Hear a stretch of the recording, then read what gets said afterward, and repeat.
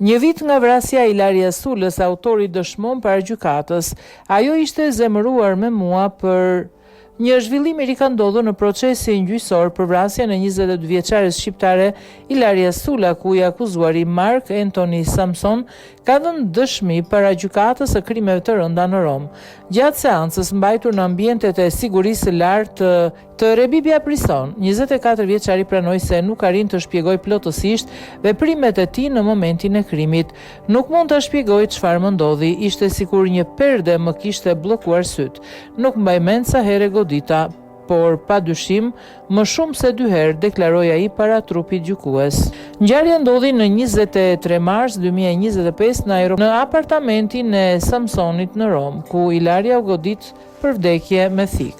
I akuzuari pranoi gjithashtu se në dëshminë e mëparshme nuk kishte thënë gjithmonë të vërtetën, duke pohuar se kishte tentuar të mbronte nënën e tij, e cila më herët ishte përfshirë në hetim dhe është dënuar për fshehje kufome.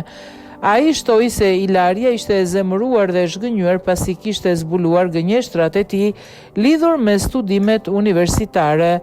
Në seancë ishin të pranishëm edhe prindrit e viktimës, të cilët përjetuan momente të vështira emocionale. Nëna e Ilarias u detyrua të largohej për disa minuta nga salla për shkak të gjendjes së rënduar.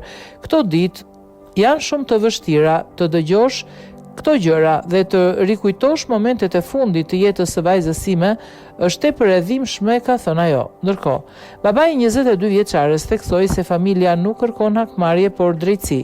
Nuk po kërkoj hakmarrje, vetëm drejtësi. Dhe drejtësia do të thotë burgim i përjetshëm, ka deklaruar ai.